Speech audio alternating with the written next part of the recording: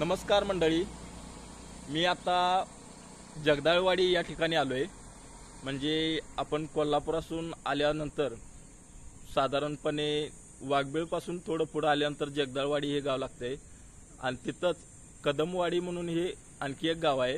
आणि या गावामध्ये श्री क्षेत्र वाघजाई देवी व श्री जुगाई देवी यांचं मंदिर आहे। आणि सध्या वाघजाई देवी किंवा जोगाई देवी यांना पूर्वी वाघेश्वरी किंवा जोगेश्वरी या नावाने ओळखलं जायचं। तर या देवींचं या ठिकाणी मंदिर आहे। या मंदिराला भेट देण्यासाठी मी या कदमवाडी या गावात आलोय आणि आपण ते मंदिर पाहणार आहोत। आणि तसेच महत्त्वाचं म्हणजे या इथे देव हे कसे आले, या देवी इथे कशा आल्या त्यांची आपण माहिती घेणार आहोत। आणखी एक महत्त्वाचं म्हणजे त्यांचं महात्म्य काय आहे हे सुद्धा या व्हिडिओमध्ये आपण जाणून घेणार आहोत। चला तर पाहूयात आपण वाघजाई देवी तसेच जोगाई देवीचं हे मंदिर। जगदाळवाडी या गावाजवळ आल्यानंतर डाव्या बाजूस एक रस्ता गेलेला आहे। हाच रस्ता कदमवाडी या गावाकडे गेलेला आहे। कदमवाडी हे गाव अगदी छोटं असले तरी वाडीच आहे, पण आता सध्या अलीकडच्या काळात खूपच डेव्हलप झालेलं आहे। वाटेत जाताना मोठमोठे बंगले तसेच हॉटेल्ससुद्धा या ठिकाणी तुम्हाला पाहावयास मिळतील। शेवटी ज्या ठिकाणी हा रस्ता संपतोय त्याच ठिकाणी श्री वाघजाई देवी आणि जोगाई देवीचं मंदिर आपल्याला पाहावयास भेटते। मंदिर नेटकंच आणि सुंदर असं बांधण्यात आलंय। मंदिराच्या पायऱ्या बघून मंदिर टेकडावर बांधल्यासारखं वाटतंय। देवीच्या समोर मोठा हॉल किंवा सभागृह बांधण्यात आलेलं दिसतंय। गाभाऱ्यात आल्यानंतर वाघजाई देवी आणि जोगाई देवी यांचं सुंदर असं रूप आपल्याला पाहावयास भेटतं। या दोन देवींचं रूप पाहिल्यानंतर मन अगदी प्रसन्न होऊन जातं। देवींचं हे सुंदर आणि सुरेख रूप मनात साठून राहतं। अलीकडच्या काळात या गावकऱ्यांनी या मंदिराचा जीर्णोद्धार केल्यामुळे या मंदिराचं रूपच पालटून गेलं आहे। मी जेव्हा मंदिरात प्रवेश केला त्यावेळी या ठिकाणी नीरव शांतता पसरलेली होती। या देवींना घालण्यात आलेल्या कवड्यांच्या माळा किंवा हार हे या ठिकाणचं मला वेगळं वैशिष्ट्य दिसून आलं। आता मी व्हिडिओ करायचं सोडून शांतपणे देवीचं दर्शन घेतलं।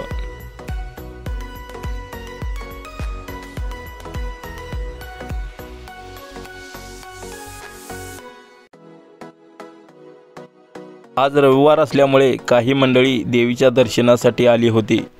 तर मंडळी या वाघेश्वरी योगेश्वरी या मंदिरात मी आता पोहोचलोय आणि इथले काही ग्रामस्थ आहेत त्यांच्याशी मी आता भेट घेणार आहोत आणि त्यांच्याकडून माहिती घेणार आहोत की या देवीचं महात्म्य काय आहे आणि इथली पूजा अर्चा नेमकी कशी चालते हे आता मी इथल्या लोकांच्याकडून माहिती घेणार आहोत। तर इथले सरपंच आहेत विलास कदम, तसेच आपले रघुनाथ महाराज आणि काही ग्रामस्थ आहेत। त्यांच्याकडून आता आपण या देवीविषयी माहिती घेऊया। देवीचं महत्त्व म्हणजे दिदी ही आमची आत्ताची चौथी पिढी आहे। इथून मागं म्हणजे आजपर्यंत महिना तो महिना अशी आमची सगळ्या समाजाची पूजा असते। पूर्ण कदम परिवार हा या देवीची पूजा करतोय। पौर्णिमा ते पौर्णिमा पूजेचा असा रिवाज चालत आलेला आहे आमचा। दर महिन्याला प्रत्येकाकडे बदलून जाते देवीची पूजेची सेवा। दररोज सकाळी 7:30 ते 8च्या दरम्यान सकाळी पूजा म्हणजे आंघोळ वगैरे घालणे, दूध घालणे, पंचायत ओवाळणे हा कार्यक्रम सकाळी होतो। संध्याकाळी दिवाबत्ती करून दूध घालून पुजारी जात असतोय। आणि अमावास्या पौर्णिमा शुक्रवार मंगळवार आरती असते, पंचायत ओवाळून आरती असते। अशा प्रकारचा हा देव तसा बघितलं तर कुलदैवत बी काही लोकांचा आहे, बऱ्याच लोकांचा, आणि ग्रामदैवत एक आहे। आणि दुसरी गोष्ट म्हणजे माघारणींचा हा फार मोठं दैवत आहे। त्या भागातल्या ज्या मुली दिलेल्या आहेत बाहेर त्याची वर्षातनं एकदा दोनदा येऊन देवाचं दर्शन वगैरे घेऊन हे करून जायलाच लागतं। तर अशा पद्धतीचे हेच आहे। पण पूर्णपणे याची आख्यायिका ही देवी इथं कशी आली, कुठल्या प्रकारे आली, काय झालं तिचं आमच्या पूर्वजांनी आमच्यापर्यंत काही पोहोचवलं नाही। आता शास्त्राच्या आधारे जे काही माहिती मिळायला लागली आहे ते महाराजांच्या माध्यमातून आम्ही गोळा करायचा प्रामाणिक प्रयत्न करतोय। येणाऱ्या काळात किंवा आज सुद्धा महाराजांच्याकडे जे काय असेल ते महाराज तुम्हाला सांगतील। त्याप्रमाणे ते रीतिवाज इथं 9 दिवसाचा नवरात्रीचा कार्यक्रम असतोय। श्रावण महिन्यात सुद्धा फार मोठी गर्दी असते, आषाढ महिन्यात फार मोठी गर्दी असते. आषाढ महिन्यात तिथं म्हणजे बळी देण्याचा प्रकार असतो, म्हणजे बकरं कापणे किंवा काय करणे अशा पद्धतीचे. मध्ये आधी सुद्धा सारखं बकरं देणं हे करणं, एक ठराविक महिने जर मास सोडले तर त्या काळात ते इथं येऊन लोक यात्रा वगैरे करून जातात. इथं त्या लोकांच्या सेवेसाठी म्हणून भांडी वगैरे हे सगळं साहित्य आपल्याकडे नेहमी उपलब्ध असतंय, शेगडीपर्यंत सगळं. आणि ते इथं 100, 200, 300 माणसांचं असं जेवण करून राक्षीच्या पाटील परिवाराचा घोगोळ इथंच असतो, गोंधळ इथंच असतो. धबधवाडीची त्यांच्या यात्रेच्या वेळेला आणि दसऱ्याच्या 25 दिवशी पालखी इथे येते, राक्षीच्या यात्रेच्या वेळेला राक्षीची पालखी इथे येते. अशा पद्धतीचा हा दिनक्रम सगळा चालत असतोय वार्षिक. अशा पद्धतीने इथलं सगळं चालतंय. आमचे पुजारी दररोज सकाळी पूजा करतात, संध्याकाळी आपलं नैवेद्य वगैरे दाखवून घालून देवाबत्ती करून जातात. आता या ठिकाणी इथं ग्रामस्थ आहेत रघुनाथ दादा जगदाळे महाराज म्हणून ओळखलं जाते त्यांना. ते या देवींच्या विषयी अधिक माहिती देतील. बोला. नमस्कार, मी रघुनाथ जगदाळे, जगदाळेवाडी या गावचा. हे आमच्या पंचकृषीतलं आमचं आराध्य दैवत म्हणायला काय हरकत नाही. कारण कदमवाडी, धबधबेवाडी, राक्षी, बांबरवाडी, बुधवारपेठ, नेवापूर, आपटी, सोमवारपेठ, जगदाळेवाडी, आंबवडी असं ह्या पंचकृषीतलं हे महत्त्वाचं स्थानक आहे. आणि हे देवस्थान वाघजाई आणि जुगाई. तर ह्याचा अपभ्रंश असा झाला की वागेश्वरी आणि जोगेश्वरी ह्या देवाचं मूळचं नाव आपल्याला शास्त्रामध्ये मिळतं. आणि शास्त्र जर आपल्याला बघायचं असेल, त्यातली माहिती बघायची असेल तर देवी स्कंद पुराण यामध्ये आपणाला ती माहिती मिळू शकते. तर हे देवस्थानाचं हे 2 ठिकाणचं हे 2 देवस्थान आहेत. एक लोणावळ्यामध्ये ह्या देवस्थानाचं मुख्य देवस्थान वागेश्वरी हे समाविष्ट आहे. तर त्या ठिकाणी ह्या देवस्थानाचं मूळचं नाव वागेश्वरी असून आंबेजोगाईची ही जोगेश्वरी हे समाविष्ट दुसरं देवस्थान आहे. ह्या दोन्हीचा विषय घेतला तर ज्यावेळी ह्या दक्षिण काशीमध्ये राक्षसांचं जे काही साम्राज्य चाललेलं होतं आणि त्या साम्राज्यावर पूर्ण राक्षसांनी इथं आपलं अधिराज्य गाजवलेलं होतं. आणि त्यानंतर त्याच्यातून मार्ग काढण्यासाठी काशी विश्वेश्वर हा खळनाथ या नावानं समाविष्ट झाला. हा 3 देवाचा अवतार खळनाथ. खळनाथ म्हणजे ब्रह्मा, विष्णू आणि जमदग्नी यांचा हा अवतार. तो काशीतून आला म्हणून काशी विश्वेश्वर केदारनाथ हे समाविष्ट झालं. आणि ज्योतीतून प्रकटला म्हणून ज्योतिबा हा त्याचा इतिहास पूर्णपणे सर्वांच्या समोर आला. तर त्या ज्योतिबाला मदत करण्यासाठी आई अंबाबाई, आदिशक्ती, तुळजाभवानी आणि माहूरगडची रेणुका, वणीची सप्तशृंगी अशा ज्या आदिशक्ती आहेत, ह्या आदिशक्तींच्या माध्यमातून हे देवस्थान समाविष्ट आहे. कारण पूर्वी 51 शक्तिपीठापैकी ही शक्तिपीठं 2 आहेत. आणि दैत्यांचा वध कोणाच्या हस्ते होणार हे त्यावेळी ठरलेलं होतं, आदिशक्तीच्या माध्यमातून ठरलेलं होतं. प्रत्येक आदिशक्तीला हे सांगितलेलं होतं की ह्या आदिशक्तीच्या हातून अमुक दैत्याचा वध होणार. तशा पद्धतीत ज्यावेळी ह्या वाडी रत्नागिरी या ठिकाणी केदारनाथ आले आणि त्यांनी ज्यावेळी सांगितलं, मग महिषासूर राक्षसाला ज्यावेळी मारायचा होता त्यावेळी त्या महिषासुराचा वागेश्वरी आणि जोगेश्वरी यांच्या माध्यमातून त्याचा वध होणार होता. हा महिषासूर राक्षसाला सप्तपठारावर मारला.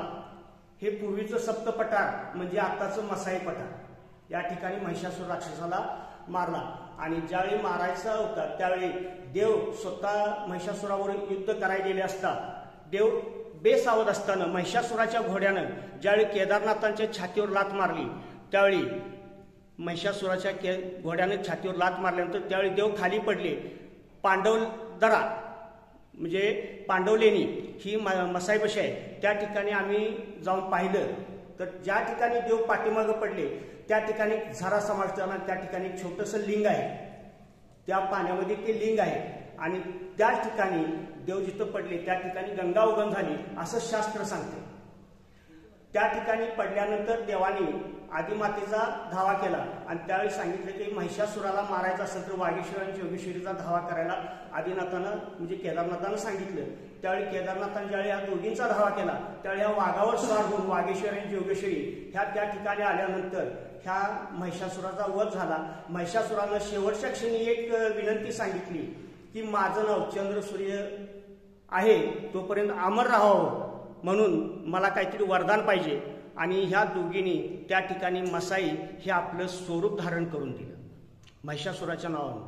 मग त्यानंतर केदारनाथानं ह्या दोघींनी विचारलं की आता आमचा पुढचा विषय काय, आम्ही आता आमच्या ठिकाणावर जायचं का काय. तर त्यावेळी केदारनाथांनी सांगितलं की नाही, जोगेश्वरीला सांगितलं की तू कोकण प्रांत सांभाळायचास आणि कोकण प्रांतात जायचंस. आणि वागेश्वरीला सांगितलं की इथून समोर जो दिसणारा डोंगर आहे ह्या डोंगरावर तू समाविष्ट व्हायचं. त्या ठिकाणी 12 शिवची राखण करायची. आज ते ठिकाण म्हणजे पन्हाळ तालुक्यातील माझगाव. आणि ज्या ठिकाणी जोगेश्वरी समाविष्ट झाली ते ठिकाण कोकणाच्या ठिकाणी गेली आणि कोकणात गेल्यानंतर वेळूच्या वनात हिनं आपलं स्थान मानलं आणि त्या वेळूवनात ती समाविष्ट झाली. म्हणून तिथं ते वेळूवनाची त्याचा अपभ्रंश होऊन वेळवण जुगाई असा तिथं त्याचा नामोच्चार झाला. त्यानंतर केदारनाथांनी पुन्हा आपल्या ठिकाणी आल्यानंतर हिच्या खाली इथं ह्या पायथ्याच्या खाली पावनगडच्या पायथ्याच्या खालच्या बाजूला इथं राक्षीमून गाव आहे आणि पूर्णपणे राक्षसवाडी समाविष्ट होते असं शास्त्रात उल्लेख आहे. केदारनाथ विजयमध्ये आहे, करवीर महात्म्यामध्ये आहे, देवी स्कंद पुराणमध्ये त्याचा उल्लेख आहे. ही राक्षसवाडी ही समाविष्ट होती. ह्या राक्षसवाडीच्या वेळी राक्षसांचा अत्यंत धुमाकूळ चालला त्यावेळी पुन्हा देवाने ह्या दोघींना समाविष्ट करून घेतलं आणि त्या ठिकाणी ह्या दोघींच्या हस्ते इथला संपूर्ण राक्षसांचा नैनाट करून टाकला. आणि त्यावेळी ह्यांनी देवाला सांगितले की आता आम्हाला दुसरे लोक न पाठवता आमच्या दोघींची एकाच ठिकाणी स्थापना व्हावी असं केदारनाथानं सांगितल्यानंतर असं शास्त्र सांगतंय त्या ठिकाणी ह्यांना ह्या पायथ्याच्या ठिकाणी समाविष्ट केलं असं शास्त्रात उल्लेखनीय आहे. आपल्याला बघायचं असेल तर देवी महात्म्य भागवत पुराण स्कंद पुराण अध्याय 25 पान नंबर 52 याची तुम्हाला पूर्णपणे माहिती मिळू शकते.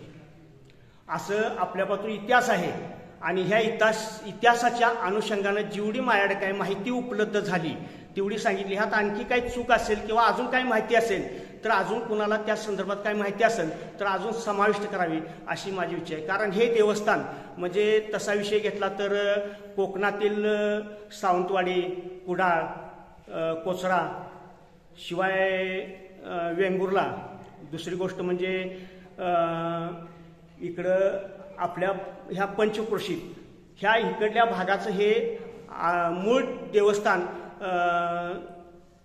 असून आमच्या इथल्या ह्या भागाचं आराध्य दैवत आहे. आणि ह्याचा पाठीमागे इतिहास काढला तर नवनाथ ग्रंथामध्ये अध्याय 2 ह्या अध्यायामध्ये ज्यावेळी नाथाने आपली शक्ती समाविष्ट करायची होती त्यावेळी सप्तशृंगी वनीला ज्यावेळी प्रस्थापित केलं त्यावेळी तिने देवीकडे एक मागणी मागितली, मला साबरी कवित्व करायचं आहे. तर हीच देवी साबरी नावानं नवनाथाने समाविष्ट केलेली असाही उल्लेख आपल्याला त्या ठिकाणी सापडतो. ही वाघावर बसून स्वार झालेली साबरी देवी असा उल्लेख आपल्याला अध्याय 2 मध्ये नवनाथ ग्रंथ अध्याय 2 मध्ये हा पण याचा उल्लेख सापडतो आपल्याला. म्हणजे दोन्हीकडून आपल्याला विषय ह्या देवीच्या संदर्भात माहिती मिळते आणि जेवढी माहिती आमच्या वाचनातून आली, जेवढी माहिती आम्हाला मिळाली तेवढी माहिती आम्ही आता इथं समाविष्ट केली. आपण इथं आलात, आमच्याकडून 2 गोष्टीचं ज्ञान माहीत झालं आणि हे सर्वांना समजलं आणि असंच पुढं समजत जावं. आणि हे पावनगडच्या पायथ्याशी अत्यंत डोंगरात असणारं दुर्मिळ ठिकाण आणि या ठिकाणी ही आमच्या साऱ्या गावाची राखणदारी असं आम्ही मानून आमचं आराध्य दैवत मानून आम्ही ह्या देवीच्या चरणी नतमस्तक होतो. आणि मला जी काही ह्या मातेच्या कृपेने जेवढी माहिती मिळाली त्याच्याबद्दल मला तिचा आशीर्वाद माझ्या पाठीशी राहावा एवढी विनंती करून मी माझं भाषण संपवतो. आणखीन एक देवीच्या संदर्भात सांगायचा मुद्दा असा की ह्या पंचक्रोशीतल्या जेवढ्या माहेरवाशिनी आहेत या माहेरवाशिनीचं पूर्णपणे आराध्य दैवत आणि ह्या गावाचं पूर्णपणे आराध्य दैवत असणार आहे. ह्या दैवताचे दसऱ्याच्या वेळी 9 दिवस नवरात्र चालू असतं आणि 9व्या दिवशी जागर होतं. त्याच्या दुसऱ्या दिवशी इथं फार मोठी यात्रा भरते या यात्रेला कोकण प्रांतातून सुद्धा काही लोक येतात, कारण त्यांचं हे कुलस्वामी दैवत आहे. पुणे, सातारा, मुंबई, सावंतवाडी, कुडाळ, कणकवली, वेंगुर्ला ह्या भागातलं. त्यापैकी त्यांच्यातलं म्हटलं तर आता आमच्या माहितीनुसार जी आराध्य म्हणजे कुलस्वामी दैवत असं सांगणारी लोक बुधवारपेठमधील चव्हाण हे आम्हाला त्यांच्याकडून थोडीफार माहिती मिळाली की हे आमचं कुलस्वामी दैवत आहे. तसंच ह्या गावाचं हे दैवत असून ह्या दैवताची वर्षातून 3 वेळा ह्या दैवताला संगमाचं पाणी आणून घातलं जातं स्नानासाठी. आणि श्रावण महिन्याच्या टायमाला ह्या देवीच्या ठिकाणी एक बळी दिला जातो बकऱ्याचा. दसऱ्या टायमाला फार मोठी यात्रा भरते. इथं भंडारा उत्सव स्वरूपात येणाऱ्या सर्व लोकांना इथं जेवणाचा कार्यक्रम असतो दसऱ्यात. आणि तो कार्यक्रम इथले जे असणारी पुजारी मंडळी, आज कदम बंधू हे सगळे त्यांच्या स्वखर्चानं त्यांच्या थांबून त्यांच्यात विचार करून त्यांच्या स्वखर्चानं हा कार्यक्रम करत असतात. हे काय असं काय कुणाचं काय नाही. जर कोणी देणगी दिली तर ती स्वीकारतात, पण नाही जर दिली तर पूर्ण 100% ती देणगीवर अवलंबून राहून कार्यक्रम करतात. असा काही भाग नाही. हा त्यांचा वैयक्तिक कार्यक्रम आणि हा येईल त्या लोकांना जेवणाचा कार्यक्रम इथं दसऱ्या टायमाला पूर्ण दिवसभर चालू असतो. असा इथला एक रिवाज आहे. इथं तशी पूर्वी सोहळ्यानं पूजा करायची असा एक विषय होता. वर्षातून 2 वेळा पालखी काढायची असा पण विषय होता. पण काही काळाच्या सगळं आड गेल्यामुळे, काही माहिती नसल्यामुळे हा रिवाज मधीच थांबलाय. तर तो सुद्धा आता पुन्हा चालू कसा करता येईल या संदर्भात विचार करून तो रिवाज दर महिन्यातून एकदा पौर्णिमेला पालखी निघावी अशी आमची पण अपेक्षा आहे. आणि त्या संदर्भात कशी कशी लोक साथ देतील त्या संदर्भात ह्या देवीचं जेवढं महात्म्य कसं वाढवता येईल आणि इथला जो काही इतिहास आहे तो लोकांच्यापर्यंत कसा पोचता येईल ह्याच्यासाठी आमची पूर्णपणे धडपड चालू आहे. आणि हा इतिहास आम्ही तिथपात्र पोचवू. आणि ह्या देवीची आख्यायिका जी आहे हे फार अत्यंत जागृत देवस्थान आहे. आणि याचा अनुभव घेतल्याशिवाय कुणाला काही कळणार नाही. एक वेळ प्रत्येकाने याचा अनुभव घ्यावा की खरंच जागृत देवस्थान आहे का. कारण त्या क्षेत्रात गेल्याशिवाय आपल्याला ते जागृत देवस्थान आहे हे बी आपण सांगू शकत नाही. कारण मला 91ला ह्या देवीचा जो आलेला अनुभव होता तो फार मोठा अनुभव होता. आणि ह्या देवीच्या शक्तीवरच आम्ही इथं काही म्हणजे पारायण वगैरे सुरू केली आणि ह्या देवीची आपल्याला त्याच्या पाठीमागे आपल्याला शक्ती मिळाली होती.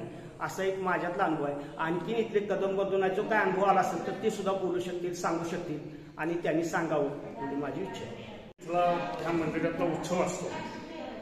उदाहरणार्थ दसरा असेल, मधल्या काळात पौर्णिमा म्हणून असते, श्रावण महिन्यात तिथं पौतेची पौर्णिमा म्हणून केली जाते. या काळात पंचक्रोशीतली जी आमची 3 गावं आहेत, उदाहरणार्थ पिंपळेतर, सातपूर, बांबरवाडी, राक्षी, धबधबवाडी, या 3 गावातनं दही दूध गोळा करून आणून फार मोठा महामस्तकाभिषेक केला जातो.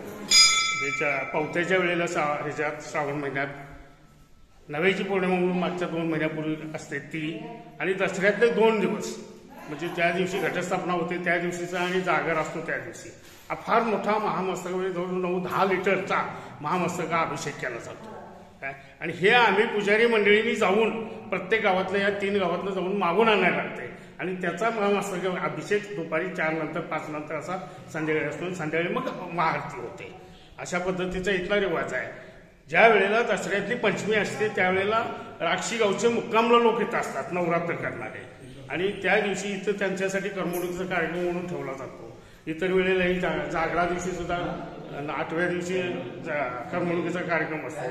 अशा पद्धतीचा हा सोहळा होतो इथं. आता उदाहरण म्हणून सांगायचं झालं ह्या देवीचं महात्म्य म्हणजे काय तर आमच्यातल्या बऱ्याच लोकांच्यावर एखादा वाईट जर प्रसंग आला आणि त्यावेळेला ह्या देवीला जर साकडं घातलं तर त्यातून आमचा पुजारी भक्त किंवा इतर सुद्धा लोक सुटलेले हा आमचा आजपर्यंतचा अनुभव आहे. स्वतःवर माझ्यावर ज्या वेळेला असा एक प्रसंग मोठा आला होता त्यावेळेला मी येऊन देवीला या साकडं घातलं. 3ऱ्या दिवशी माझं मूल उठून चालायला लागलं. अशा पद्धतीचा इथला आमचा जो अनुभव आहे आतापर्यंत तो अशा पद्धतीचा अनुभव आहे काय. आणि रोज हा नित्यक्रमाने आमचा कार्यक्रम चालूच असतोय. कदम मंडळी हे जे आहे तुळजापूरला जात्यात येत्यात या अशा काहीतरी भानगड्या असतात. पण आम्हाला पूर्णपणे तळात याची माहिती नाही. याच्यानंतरच्या काळात आणखीन वेळ तुमच्या आमची ज्या वेळेला मुलाखत होईल त्यावेळेला आम्ही यातली खरीखुरी माहिती आणि याच्या पलीकडची माहिती तुम्हाला गोळा करून देऊ म्हणून मी थांबतो इथं. तर मंडळी, नवसाला पावणारी आणि अडचणीच्या काळात धावून येणारी अशी ही योगेश्वरी तसेच वागेश्वरी देवीची माहिती तुम्हाला कशी वाटली ही कमेंटमध्ये मला नक्की सांगा आणि हा व्हिडिओ तुम्हाला आवडला असेल तर इतरांनाही शेअर करा. धन्यवाद.